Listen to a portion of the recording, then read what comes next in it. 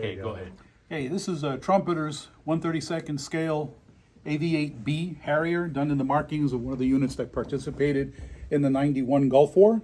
And it was one of the tail number that actually came into my unit, and I did the battle damage repair on it. So the only Harrier that actually came into our unit, we were basically tasked to do A10s.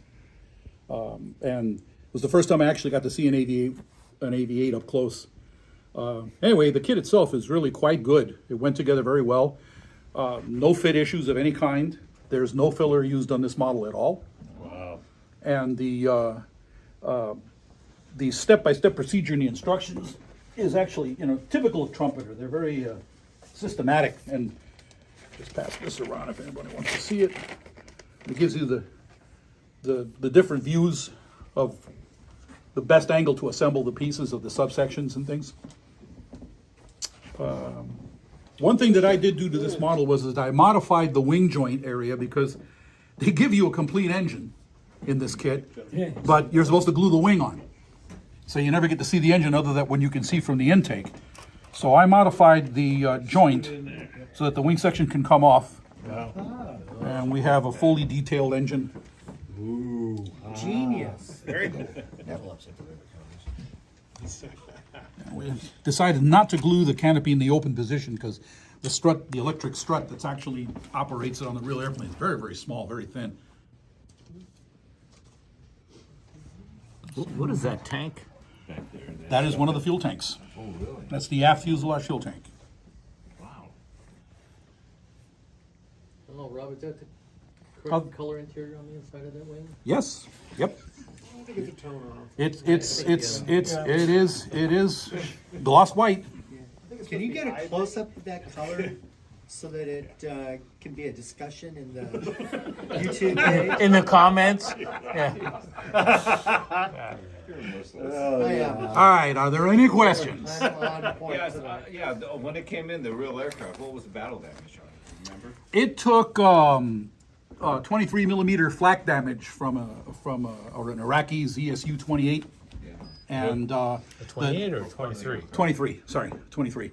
And it was pretty much in this area of the aircraft. The stabilator was perforated in several areas, and so was the vertical stabilizer and part of the tail. It wasn't really anything serious. We did a lot of what we call bear can repairs on it and sent it back to its home base with no problem. But what was really cool about it is to watch it take off vertically. Oh, yeah.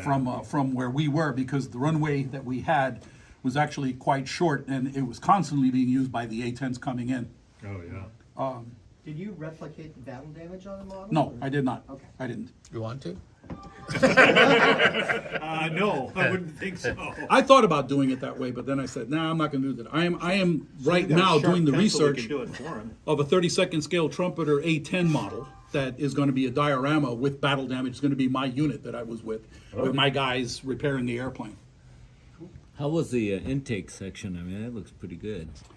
The intakes actually were quite good. The outer ring areas of the intakes are one separate piece. It's kind of like a big figure eight thing, and it glues directly onto the fuselage. And the way they did it was an overlapping seam, so when you look down the intake, you don't see a seam. Because, as you know, most jet aircraft have a continuous, non-intrusive tunnel that goes right to the CSD on the engines. So a problem that Tamiya never solved with their F4 Phantom model, which I was very disappointed with.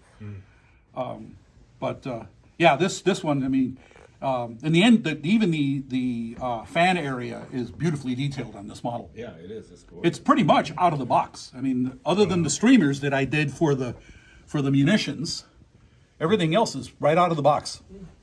Just this section looks like something out of Star Trek. Star Wars. Star Wars.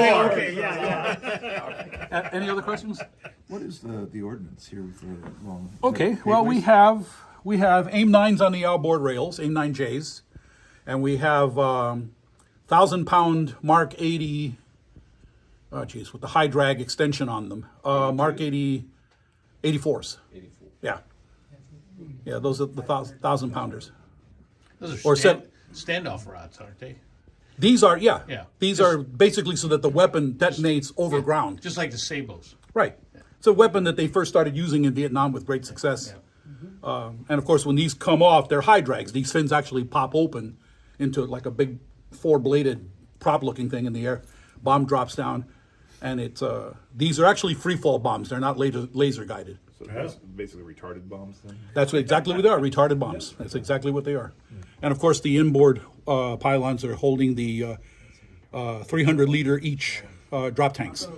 So Don, that doesn't look like the right white, right? I knew that was coming. I don't know, it should be more of a cream, I think. I'm not going to go over 4 minutes. Any other questions? I remember seeing one of these probably in Everett, I don't know how many years ago it was, and I'd never seen one before. And then it comes in and then just stops.